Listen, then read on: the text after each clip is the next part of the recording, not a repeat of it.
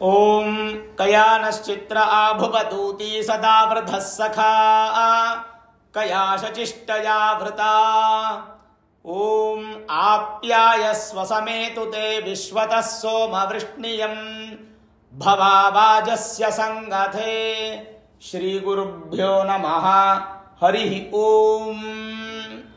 ಆತ್ಮೀಯ ಪ್ರಿಯ ಪ್ರೇಕ್ಷಕ ಮಿತ್ರರೇ, ನಿಮ್ಮೆಲ್ಲರ ಜೀವನ ಶುಭದಾಯಕ, ಕ್ಷೇಮದಾಯಕ, ಲಾಭದಾಯಕವಾಗಿರಲಿ ಅಂತ ನನ್ನ ಆರಾಧ್ಯ ದೇವಿ ಹೊರನಾಡು ಅನ್ನಪೂರ್ಣೇಶ್ವರಿಯ ಪಾದಗಳಿಗೆ ನಮಸ್ಕರಿಸ್ತಾ, ಪ್ರಿಯ ಪ್ರೇಕ್ಷಕ ಮಿತ್ರರೇ, ಚಂದ್ರಗ್ರಹಣ, ಸಂಪೂರ್ಣ ರಾಹುಗ್ರಸ್ತ ಚಂದ್ರಗ್ರಹಣ ಸೆಪ್ಟೆಂಬರ್ ತಿಂಗಳಲ್ಲಿ 2025 ಸೆಪ್ಟೆಂಬರ್ 7ನೇ ತಾರೀಕು ರಾತ್ರಿ ನಡೆಯುವಂತಹ ಈ ಒಂದು ರಾಹುಗ್ರಸ್ತ ಸಂಪೂರ್ಣ ಚಂದ್ರಗ್ರಹಣ ನಮ್ಮ ಭಾರತ ದೇಶಕ್ಕೆ ಆಚರಣೆ ಇದೆ. ಎಷ್ಟೋ ಜನ 7ನೇ ತಾರೀಕು ಬೆಳಗ್ಗಿನ ಜಾವ ಅಂತ ಕನ್ಫ್ಯೂಷನ್ ಮಾಡ್ಕೊಂಡ್ಬಿಟ್ಟಿದ್ದಾರೆ. ಆದರೆ ವೆರಿ ಕ್ಲಿಯರ್ ಆಗಿ ಹೇಳ್ತೀನಿ, 7ನೇ ತಾರೀಕು ರಾತ್ರಿ ಈ ಒಂದು ಚಂದ್ರಗ್ರಹಣದ ಪ್ರಭಾವ ನಮ್ಮಲ್ಲಿ ಕಾಣುವಂಥದ್ದು. ಚಂದ್ರಗ್ರಹಣ ಅಂದರೆ ವೀಕ್ಷಕರೇ ರಾತ್ರಿನೇ ಬರುವಂಥದ್ದು, ಸೂರ್ಯಗ್ರಹಣ ಅಂದರೆ ಬೆಳಗ್ಗೆ ಬರುವಂಥದ್ದು. ಇದು ನಾವು ತಿಳ್ಕೋಬೇಕು. ಸರಿ, ಹಾಗಾದರೆ ಈ ಸಂಪೂರ್ಣ ರಾಹುಗ್ರಸ್ತ ಚಂದ್ರಗ್ರಹಣ ಯಾವ ರಾಶಿಗೆ ಹಾಗೂ ಯಾವ ನಕ್ಷತ್ರಕ್ಕೆ ದೋಷಗಳು ಬರುತ್ತೆ, ಹಾಗೆ ಭೋಜನದ ವಿಚಾರ ಮತ್ತು ವಿಶೇಷವಾಗಿ ಗರ್ಭಿಣಿ ಸ್ತ್ರೀಯರು ಯಾವ ಒಂದು ರೂಲ್ಸ್ ಆ್ಯಂಡ್ ರೆಗ್ಯುಲೇಷನ್ಸನ್ನು ಫಾಲೋ ಮಾಡಬೇಕು ಅನ್ನುವಂತಹ ಸಂಪೂರ್ಣ ಮಾಹಿತಿಯನ್ನು ಕೊಡ್ತಾ ಬರ್ತೇನೆ. ಮೊದಲಿಗೆ ನೀವು ಸುಮಾರು ಸಾಮಾಜಿಕ ಜಾಲತಾಣಗಳಲ್ಲಿ ನೋಡ್ಬೋದು, 4 ರಾಶಿಗಳಿಗೆ ಶುಭ ಫಲ, 4 ರಾಶಿಗಳಿಗೆ ಮಿಶ್ರ ಫಲ, 4 ರಾಶಿಗಳಿಗೆ ಅನಿಷ್ಟ ಫಲ ಅನ್ನುವಂಥದ್ದು ಸುಮಾರು ವಾಟ್ಸಪ್ಪು ಮೆಸೇಜ್ಗಳಲ್ಲಿ ಫಾರ್ವರ್ಡ್ ಆಗ್ತಾ ಇರುತ್ತೆ. ಆದರೆ ಅದು ಹೌದು, ಒಂದು ಪಕ್ಷ ಸರಿ. ಯಾವ ನಕ್ಷತ್ರದಲ್ಲಿ ರಾಹು ಇರ್ತಾರೆ ಆ ನಕ್ಷತ್ರದ ಪ್ರಭಾವದಲ್ಲಿ ನಾವು ಗ್ರಹಣಗಳನ್ನು ಅನಾಲಿಸಿಸ್ ಮಾಡಬೇಕೇ ಹೊರತು, ಅದಕ್ಕೂ ಉಂಟಾದಂತಹ ಪರಿಹಾರಗಳನ್ನು ಮಾಡ್ಕೋಬೇಕೇ ಹೊರತು ಮಿಶ್ರ ಫಲ, ಅನಿಷ್ಟ ಫಲ, ಶುಭ ಫಲ ಅನ್ನುವಂಥದ್ದು ಕಾಣಲಿಕ್ಕಿಲ್ಲ. ಆಮೇಲೆ ಗ್ರಹಣದಲ್ಲಿ ಶುಭ ಫಲ ಅನ್ನುವಂಥದ್ದಿಲ್ಲ. ಗ್ರಹಣದಿಂದ ದೋಷ ಬರುತ್ತಾ, ದೋಷ ಬರಲ್ವ ಅಷ್ಟೇ. ಅದರ ಅರ್ಥ ಗ್ರಹಣ ಅಂದರೆ ಹಿಡಿಯುವಿಕೆ ಅಂತ ಹೇಳ್ತೀವಿ. ಗ್ರಹಣ ಅಂದರೆ ಹಿಡಿಯೋದು. ಇದೊಂದು ಇದೆ ಅಂತಂದ್ರೆ ಒಂದು ವಸ್ತು, ಇದು ಗ್ರಹಣ ಅಂದರೆ ಇದು ವಸ್ತು ನಿಂಗೆ ಹಿಡ್ಕೊಂಡ್ರೆ ಅದು ಗ್ರಹಣ. ಯಾವಾಗ 180 ಡಿಗ್ರಿಯಲ್ಲಿ ಸೂರ್ಯ, ಚಂದ್ರ, ಭೂಮಿ ಈ ಗ್ರಹಗಳು 180 ಡಿಗ್ರಿಯ ಲೈನನ್ನು ಅಲೈನ್ ಮಾಡುತ್ತಲ್ಲ, ಅದನ್ನು ಗ್ರಹಣ ಕಾಲ ಅಂತೀವಿ. ಸೂರ್ಯನನ್ನು ಅಲೈನ್ ಮಾಡಿದ್ರೆ ಸೂರ್ಯಗ್ರಹಣ, ಚಂದ್ರನನ್ನು ಅಲೈನ್ ಮಾಡಿದ್ರೆ ಚಂದ್ರಗ್ರಹಣ.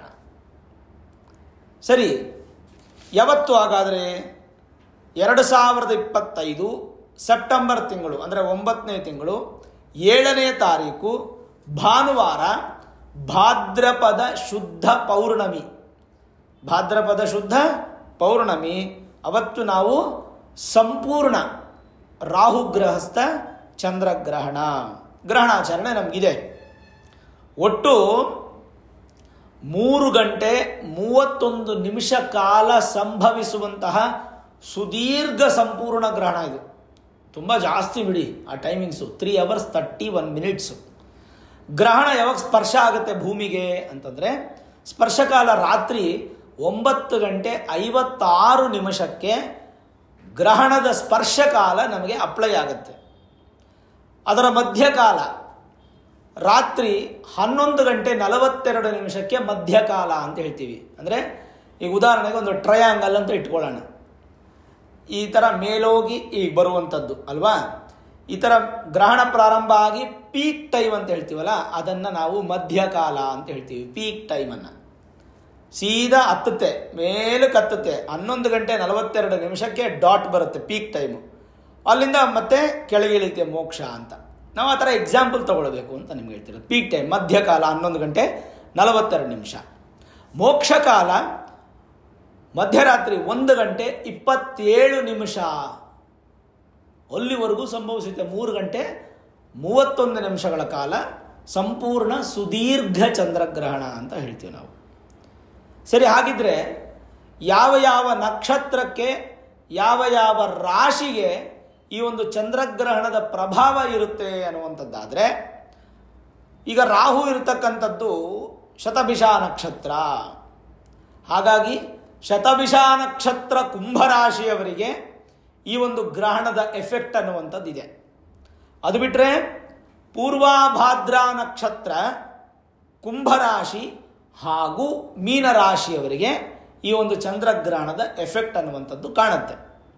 ಒಟ್ಟಾರೆ 2 ನಕ್ಷತ್ರಗಳು, ಒಂದು ಶತಭಿಷ, ಇನ್ನೊಂದು ಪೂರ್ವಾಭಾದ್ರ. ಈ 2 ನಕ್ಷತ್ರಗಳಿಗೂ ಸಂಯಮವಾಗುವಂತಹ ರಾಶಿಗಳು ಯಾವುದು ಅಂದರೆ, ಶತಭಿಷಾಗೆ ಕುಂಭರಾಶಿ ಆಗುತ್ತೆ, ಪೂರ್ವಾಭಾದ್ರಕ್ಕೆ ಕುಂಭನೂ ಆಗಿ ಮೀನರಾಶಿನೂ ಕೂಡ 4ನೇ ಪಾದಕ್ಕೆ ಅಪ್ಲೈ ಆಗುತ್ತೆ. ಹಾಗಾಗಿ 7ನೇ ತಾರೀಕು ನಡೆಯುವಂತಹ ಚಂದ್ರಗ್ರಹಣದ ಪ್ರಭಾವ ಕುಂಭರಾಶಿ ಹಾಗೂ ಮೀನರಾಶಿಯವರಿಗೆ ಈ ಒಂದು ಗ್ರಹಣದ ಪ್ರಭಾವ ಸಂಪೂರ್ಣ ಇರುತ್ತೆ. ಸರಿ, ಈ ತ್ರಿಕೋಣ ನಕ್ಷತ್ರಗಳು ಅಂತ ಹೇಳ್ತೀವಿ. ಈಗ ಶತಭಿಷ ನಕ್ಷತ್ರದಲ್ಲಿ ರಾಹು ಕೂತ್ಕೊಂಡಿದ್ದಾರೆ ಅಂತಂದರೆ, ಅಂದರೆ ರಾಹುವಿನ ನಕ್ಷತ್ರವೇ ಶತಭಿಷ, ಅದರ ತ್ರಿಕೋಣ ನಕ್ಷತ್ರಗಳು ಯಾವುದು ಅಂತಂದರೆ, ಶತಭಿಷಾಗ ಅಧಿಪತಿನೂ ರಾಹು, ಸ್ವಾತಿ ನಕ್ಷತ್ರಕ್ಕೆ ಅಧಿಪತಿನೂ ರಾಹು, ಹಾಗೂ ಆರಿದ್ರ ನಕ್ಷತ್ರಕ್ಕೆ ಅಧಿಪತಿನೂ ರಾಹು. ಹಾಗಾಗಿ ಈ 3 ನಕ್ಷತ್ರಗಳವರು ಕೂಡ ಶಾಂತಿ ಮಾಡಿಕೊಳ್ಬೇಕು. ಶತಭಿಷ, ಆರಿದ್ರ, ಸ್ವಾತಿ, ಈ 3 ನಕ್ಷತ್ರದವರು ಪರಿಹಾರವನ್ನು ಮಾಡಿಕೊಳ್ಬೇಕು. ಏನು ಪರಿಹಾರ ಅಂತ ನಾನು ಹೇಳ್ತೀನಿ. ಇನ್ನೊಂದು ಪೂರ್ವಾಭಾದ್ರ ನಕ್ಷತ್ರ. ಪೂರ್ವಾಭಾದ್ರ ನಕ್ಷತ್ರಕ್ಕೆ ಅಧಿಪತಿನೂ ಗುರುನೇ, ವಿಶಾಖ ನಕ್ಷತ್ರಕ್ಕೆ ಅಧಿಪತಿನೂ ಗುರುನೇ, ಇನ್ನು ವಿಶೇಷವಾಗಿ ಪುನರ್ವಸು ನಕ್ಷತ್ರಕ್ಕೆ ಅಧಿಪತಿನೂ ಗುರುನೇ. ಈ 3 ನಕ್ಷತ್ರಗಳವರು ಕೂಡ ಪರಿಹಾರವನ್ನು ಮಾಡಿಕೊಳ್ಬೇಕು. ಒಟ್ಟು 6 ನಕ್ಷತ್ರ, 2 ರಾಶಿಯವರಿಗೆ ಗ್ರಹಣದ ಪ್ರಭಾವ ಅನ್ನುವಂಥದ್ದು ಇದ್ದೇ ಇರುತ್ತೆ. ಹಾಗಾದರೆ ಪರಿಹಾರ ಏನು? 2 ರೀತಿಯಾದಂಥ ಪರಿಹಾರ. ಒಂದು ಮಂತ್ರ ಪಠನೆ, ಹೇಳುವುದು ಅಥವಾ ಕೇಳುವುದು. ಇನ್ನೊಂದು ದೇವಸ್ಥಾನದಲ್ಲಿ ನಡೆಯುವಂತಹ ಶಾಂತಿ ಪೂಜೆಗಳಿಗೆ ನಾವು ಪಾಲ್ಗೊಳ್ಳುವಂಥದ್ದು. 2 ಥರ ಪರಿಹಾರವನ್ನು ನಾವು ಕಾಣಬಹುದು. ಮೊದಲನೇ ಪರಿಹಾರ ಏನಪ್ಪ ಅಂತಂದರೆ, ದೇವಸ್ಥಾನದಲ್ಲಿ ಮಾರನೆಯ ದಿನ ಅಂದರೆ 8ನೇ ತಾರೀಕು ಬೆಳಗ್ಗೆ ದೇವಸ್ಥಾನವನ್ನು ಶುದ್ಧಿ ಮಾಡಿ ದೇವರಿಗೆ ಅಭಿಷೇಕ ಇತ್ಯಾದಿಗಳನ್ನು ಮಾಡಿ, ತದನಂತರ ರಾಹು ಹೋಮ, ಚಂದ್ರ ಹೋಮ, ನವಗ್ರಹ ಹೋಮ, ನಕ್ಷತ್ರ ಹೋಮವನ್ನು ಮಾಡ್ತಾರೆ. ಇದು ದೇವಸ್ಥಾನಗಳಲ್ಲಿ ಮಾಡುವಂಥದ್ದು ಪದ್ಧತಿ ನಮಗೆ ಕಾಣ್ತಾ ಇದೆ. ಈ 4 ಥರದ ಹೋಮಗಳು, ಒಂದು ರಾಹು ಹೋಮ, ಇನ್ನೊಂದು ಚಂದ್ರ ಹೋಮ, ಇನ್ನೊಂದು ನವಗ್ರಹ ಹೋಮ, ಇನ್ನೊಂದು ನಕ್ಷತ್ರ ಹೋಮ. ಈ 4 ಹೋಮಗಳನ್ನು ನಾವು ಸಾಧಾರಣವಾಗಿ ಗ್ರಹಣ ಟೈಮಲ್ಲಿ ಮಾಡ್ತೀವಿ. ಮಾರನೇ ದಿನ ಅಂದರೆ 7ನೇ ತಾರೀಕು ರಾತ್ರಿ ಗ್ರಹಣ ಮುಗಿದು 8ನೇ ತಾರೀಕು ಬೆಳಗ್ಗೆ ಯಾರ್ಯಾರ್ದು ಕುಂಭರಾಶಿ ಇದೆ, ಮೀನರಾಶಿ ಇದೆ, ಯಾರ್ಯಾರ್ದು ಪುನರ್ವಸು ನಕ್ಷತ್ರ, ವಿಶಾಖ ನಕ್ಷತ್ರ, ಪೂರ್ವಾಭಾದ್ರ ನಕ್ಷತ್ರ, ಆರಿದ್ರ ನಕ್ಷತ್ರ, ಸ್ವಾತಿ ನಕ್ಷತ್ರ, ಶತಭಿಷ ನಕ್ಷತ್ರ ಇದೆಯೋ ಅಂಥವರು ಉದ್ದಿನ ಕಾಳು ಹಾಗೂ ಅಕ್ಕಿ 2 ಬೊಕ್ಸೆ, ನೋಡಿ ಈ ಥರದ್ದು ಬೊಕ್ಸೆ ಅಂತೀವಿ, 2 ಬೊಕ್ಸೆ ಅಷ್ಟು ಒಂದೊಂದು ಕವರಲ್ಲೋ, ಒಂದು ಬ್ಯಾಗಲ್ಲೋ, ಒಂದು ಪಾತ್ರೆಲ್ಲೋ ಇಟ್ಕೊಂಡು 8ನೇ ತಾರೀಕು ಬೆಳಗ್ಗೆ ಎಲ್ಲಾದರೂ ಗ್ರಹಣ ಶಾಂತಿ ಮಾಡ್ತಿರ್ತಾರೆ, ಅಲ್ಲಿ ಹೋಗಿ ಒಂದು ಸಂಕಲ್ಪ ಮಾಡಿಸ್ಬಿಟ್ಟು ಅದನ್ನು ದಾನ ಕೊಟ್ಟು ಬರೋದಷ್ಟೇ. ಇದು ಒಂದು ಥರದ ಪದ್ಧತಿ ಪರಿಹಾರ. ಇನ್ನೊಂದು ಪರಿಹಾರ ಏನಿದೆ ಅಂದರೆ ಭಾಳ ಸುಲಭವಾಗಿದೆ. ಏನಪ್ಪ ಅಂದರೆ, ಒಂದು ಸ್ತೋತ್ರ, ನಾನು ಅದನ್ನು ಹೇಳ್ತೀನಿ, ಆ ಸ್ತೋತ್ರನ ಅದನ್ನು ನೀವು ಬರೆದಿಟ್ಕೊಳ್ಳಿ ಅಥವಾ ಸ್ಕ್ರೀನ್ಶಾಟ್ ಮಾಡ್ಕೊಳ್ಳಿ, ಅಥವಾ ಇದನ್ನೇ ಎಷ್ಟು ಸಲ ಆಗುತ್ತೋ ಅಷ್ಟು ಸಲ ಕೇಳಲಿಕ್ಕೆ ಶುರು ಮಾಡಿ. ಭಾಳ ಸಿಂಪಲ್ ಶ್ಲೋಕ ಹೀಗಿದೆ: ಯೋಸೌ ವಜ್ರಧರೋ ದೇವ ಆದಿತ್ಯಾನಾಂ ಪ್ರಭುರ್ಮತಃ ಚಂದ್ರಗ್ರಹೋ ಪರಾಗೋತ್ಥ ಗ್ರಹಪೀಡಾಂ ವ್ಯಪೋಹತು. ಯೋಸೌ ದಂಡಧರೋ ದೇವ ಯಮೋ ಮಹಿಷವಾಹನಃ ಚಂದ್ರಗ್ರಹೋ ಪರಾಗೋತ್ಥ ಗ್ರಹಪೀಡಾಂ ವ್ಯಪೋಹತು. ಯೋಸೌ ಶೂಲಧರೋ ದೇವ ಪಿನಾಕಿ ವೃಷವಾಹನಃ ಚಂದ್ರಗ್ರಹೋ ಪರಾಗೋತ್ಥ ಗ್ರಹಪೀಡಾಂ ವ್ಯಪೋಹತು. ಇನ್ನು ಭೋಜನ ವಿಚಾರ. ಭೋಜನ ಅನ್ನುವಂಥದ್ದು 7ನೇ ತಾರೀಕು ಮಧ್ಯಾಹ್ನ 12 ಗಂಟೆ 15 ನಿಮಿಷದವರೆಗೂ ಭೋಜನವನ್ನು ಮಾಡಬಹುದು. ಅಂದರೆ ಭಾನುವಾರ ಮಧ್ಯಾಹ್ನ 12 ಗಂಟೆ 15 ನಿಮಿಷದವರೆಗೂ ಭೋಜನವನ್ನು ಮಾಡ್ಬೋದು, ಕೊನೆ ತುತ್ತು ಅಷ್ಟೇ. ಅದಾದಮೇಲೆ ಭೋಜನ ಇಲ್ಲ. ಮತ್ತೆ ಭಾನುವಾರ ರಾತ್ರಿ ಎಲ್ಲ ಕಳೆದು ಗ್ರಹಣ ಮುಗಿಸ್ಕೊಂಡು ಮಾರನೇ ದಿನ 8ನೇ ತಾರೀಕು ಬೆಳಗ್ಗೆ ಮನೆ ಶುದ್ಧಿ ಮಾಡಿ ತದನಂತರ ಮನೆಯಲ್ಲಿ ಹೊಸದಾಗಿ ಅಡುಗೆ ಮಾಡ್ಕೊಂಡು ಭೋಜನ ಮಾಡಬೇಕು.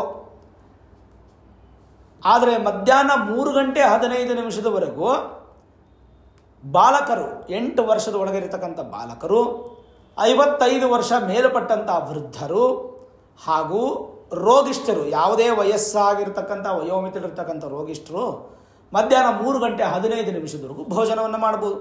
ಅದಾದಮೇಲೆ ಅವ್ರಿಗೂ ಇಲ್ಲ. ಸರಿ, ಗರ್ಭಿಣಿಯರು, ಬಾಣಂತಿಯರು ಮಾತ್ರ ಲಿಕ್ವಿಡ್ಸನ್ನು ತಗೊಳ್ಬೋದು. ಅದು ಗ್ರಹಣದ ಕಾಲದಲ್ಲಿ ತಗೊಳ್ಳೋಂಗಿಲ್ಲ. ಈಗ ಬಾಣಂತಿಯರು ಮಕ್ಕಳಿಗೆ ಅಮೃತವನ್ನು ಕೊಡ್ತಾ ಇರ್ತಾರೆ, ಅಂಥ ಸಂದರ್ಭದಲ್ಲಿ ಲಿಕ್ವಿಡ್ಸನ್ನು ತಗೊಳ್ಬಹುದು, ಏನು ತೊಂದರೆ ಇಲ್ಲ. ಗರ್ಭಿಣಿಯರು ಮಗುನ ಸಂರಕ್ಷಣೆ ಮಾಡ್ತಾ ಇರ್ತಾರೆ, ಅವರು ಕೂಡ ತಗೊಳ್ಬೋದು. ಆದರೆ ಗರ್ಭಿಣಿಯರು ಸಾಧ್ಯವಾದಷ್ಟು ಸಂಜೆ 6 ಗಂಟೆಗೆ ಮನೆ ಒಳಗೆ ಹೋಗ್ಬಿಡಿ. ಮಾರನೇ ದಿನ ಬೆಳಗ್ಗೆ 6 ಗಂಟೆವರೆಗೂ ಮನೆಯಿಂದ ಹೊರಗೆ ಬರಬೇಡಿ. ಆರಾಮಾಗಿ ಮನೆಗೆ ಕೂತ್ಕೊಂಡು ಕೃಷ್ಣ ಸ್ತುತಿಗಳನ್ನು ಸ್ತುತಿಸ್ತಾ ದೇವರನ್ನು ಪ್ರಾರ್ಥನೆ ಮಾಡ್ಕೊಂಡಿರಿ. ನಿಮ್ಮ ಮಗುಗೆ ಯಾವುದೂ ಗ್ರಹಣದ ಸಮಸ್ಯೆ ಆಗೋದಿಲ್ಲ. ಅಲ್ಲಿಗೆ ಒಂದು ಹಂತಕ್ಕೆ ನಮಗೆ ಈ ಭೋಜನದ ವಿಚಾರ ಗೊತ್ತಾಯಿತು. ಸಾಧ್ಯವಾದಷ್ಟು ಈ ಸಮಯದಲ್ಲಿ, ಗ್ರಹಣ ಹಿಡಿಯುವಂಥ ಸಮಯದಲ್ಲಿ ನದಿ ಸ್ನಾನ, ಬಾವಿ ಸ್ನಾನ ಮತ್ತು ಸಮುದ್ರ ಸ್ನಾನ ಮಾಡಿ ತರ್ಪಣಾದಿಗಳನ್ನು ಕೊಡುವಂಥ ಪದ್ಧತಿಯು ನಮ್ಮಲ್ಲಿದೆ. ದಾನಕ್ಕೆ ತುಂಬ ಪ್ರಾಮುಖ್ಯತೆ ಇದೆ. ಯಾರ್ಯಾರು ಈ ಮಂತ್ರಗಳನ್ನು ಉಪದೇಶ ಮಾಡ್ಕೋಬೇಕು ಅಥವಾ ಏನಾದರೂ ಒಂದು ಧಾರ್ಮಿಕ ಒಂದು ಆಚರಣೆ, ದೇವಸ್ಥಾನ ತೆಗೆಯೋದು ಬಿಟ್ಟು ಬೇರೆ ಏನಾದರೂ ಜಪಾದಿಗಳನ್ನು ಮಾಡಬೇಕು, ದಾನಾದಿಗಳನ್ನು ಮಾಡಬೇಕಂದ್ರೆ ಇದು ಅತ್ಯಂತ ಪ್ರಶಸ್ತವಾದ ಕಾಲ. ಇದನ್ನು ಪರ್ವಕಾಲ ಅಂತ ಕರಿತೀವಿ ನಾವು. ಹಾಗಾಗಿ ಯಾವ ಕಾರಣಕ್ಕೂ ಕೂಡ ಈ ಭೋಜನ ವಿಚಾರದಲ್ಲಿ ನೆಗ್ಲಿಜೆನ್ಸಿ ಮಾಡಬೇಡಿ. ಸುಮಾರು ಜನ ಗ್ರಹಣ ಸಮಯದಲ್ಲೇ ಊಟ ಮಾಡ್ತಿರ್ತಾರೆ, ವಿಪರೀತ ಮೆರಿತಾ ಇರ್ತಾರೆ. ನಾವು ಅದ್ರ ಬಗ್ಗೆ ತಲೆ ಕೆಡಿಸ್ಕೊಳ್ಳೋದು ಬೇಡ. ನಮ್ಮ ಹಿರಿಯರಿಂದ, ನಮ್ಮ ಋಷಿಮುನಿಗಳಿಂದ, ನಮ್ಮ ಕಾಲದಿಂದ ನಮಗೇನು ಪದ್ಧತಿ ಬಂದಿದೆಯೋ ಅದನ್ನು ನಾವು ಮಾಡೋಣ. ನೋಡಿ, ಗ್ರಹಣಕ್ಕೆ ನದಿಗೆ ಯಾವ ದರ್ಬೆ ಹಾಕ್ತೀರಾ ಗುರುಗಳೇ, ಸಮುದ್ರಕ್ಕೆ ಯಾವ ದರ್ಬೆ ಹಾಕ್ತೀರಾ ಎಲ್ಲ ಕೇಳ್ತಾರೆ. ಕೇಳೋದು ತಪ್ಪೇನಿಲ್ಲ. ನದಿಯಲ್ಲೇ ದರ್ಬೆ ಇರುತ್ತೆ, ಸಮುದ್ರದಲ್ಲೇ ಒಂದು ಉತ್ತಮವಾದ ದೇವವೃಕ್ಷ ಇರುತ್ತೆ. ಹಾಗಾಗಿ ನಮಗೆ ಅದು ಕೆಲವೊಂದಕ್ಕೆಲ್ಲ ತರ್ಕಕ್ಕೆ ಉತ್ತರ ಕೊಡಲಿಕ್ಕಾಗಲ್ಲ. ಅದ್ರ ಬಗ್ಗೆ ನೀವು ತಲೆ ಕೆಡಿಸ್ಕೊಬೇಡಿ. ಒಟ್ಟಾರೆ ಹೇಳಬೇಕಂದ್ರೆ ಈ 6 ನಕ್ಷತ್ರದವರು, 2 ರಾಶಿಯವರು ಶಾಂತಿ ಪೂಜೆ ಪರಿಹಾರ ಮಾಡಿಕೊಳ್ಳಿ. ಅದಂತೂ ತುಂಬ ಇಂಪಾರ್ಟೆಂಟ್. ಅದೊಂದು ಮಾಡಿಕೊಂಡ್ರೆ ಸಾಕು, ಇನ್ನೇನೂ ಅವಶ್ಯಕತೆ ಇಲ್ಲ. ಯಾವುದೇ ಭಯಪಡೋ ಅವಶ್ಯಕತೆ ಇಲ್ಲ. ಈ ಗ್ರಹಣ ನಿಮಗೇನು ಹೆಚ್ಚಿನ ಪ್ರಮಾಣದ ಸಮಸ್ಯೆಗಳನ್ನು ಉಂಟು ಮಾಡಲ್ಲ. ಚಂದ್ರಗ್ರಹಣ ನಿಮ್ಮ ಭಯ, ನಿಮ್ಮನ್ನು ದೋಷಕ್ಕೆ ಎಳ್ಕೊಂಡು ಹೋಗ್ಬಿಡುತ್ತೆ. ಭಯ ಪಡಬೇಡಿ. ಈ ಒಂದು ಮಂತ್ರವನ್ನು ಹೇಳಿ, ಸ್ತೋತ್ರವನ್ನು ಪಾರಾಯಣ ಮಾಡಿ, ಇಲ್ಲಾಂದರೆ ದೇವಸ್ಥಾನಕ್ಕೆ ಹೋಗಿ ಪೂಜಾದಿಗಳನ್ನು ಮುಗಿಸ್ಕೊಂಡು ದಾನ ಮಾಡಿ. ಇಷ್ಟು ಬಿಟ್ಟರೆ ಇನ್ನೇನೂ ಅವಶ್ಯಕತೆ ಇಲ್ಲ. ಧೈರ್ಯವಾಗಿರಿ, ಭಗವಂತ ನಿಮಗೆ ಒಳ್ಳೇದು ಮಾಡ್ತಾನೆ. ಈ ವಿಡಿಯೋ ಇಷ್ಟ ಆಗಿದ್ದರೆ ಲೈಕ್ ಮಾಡಿ, ಶೇರ್ ಮಾಡಿ, ಮುಖ್ಯವಾಗಿ ನಮ್ಮ ಚಾನಲ್ಗೆ ಸಬ್ಸ್ಕ್ರೈಬ್ ಮಾಡಿ, ಬೆಲ್ ಐಕಾನನ್ನು ಪ್ರೆಸ್ ಮಾಡಿ. ಪ್ರತಿನಿತ್ಯ ನಾನು ಪೂಜೆ ಮಾಡುವಂತಹ ನನ್ನ ಆರಾಧ್ಯ ದೇವಿ ಹೊರನಾಡು ಅನ್ನಪೂರ್ಣೇಶ್ವರಿಯ ಆಶೀರ್ವಾದ, ಅನುಗ್ರಹ ಸದಾಕಾಲ ಮತ್ತೊಮ್ಮೆ ನಿಮ್ಗೆ ಸಿಗಲಿ ಅಂತ ಪ್ರಾರ್ಥನೆ ಮಾಡ್ತಾ, ಸರ್ವೇ ಜನಾಃ ಸುಖಿನೋ ಭವಂತು, ಸಮಸ್ತ ಸನ್ಮಂಗಳಾನಿ ಭವಂತು.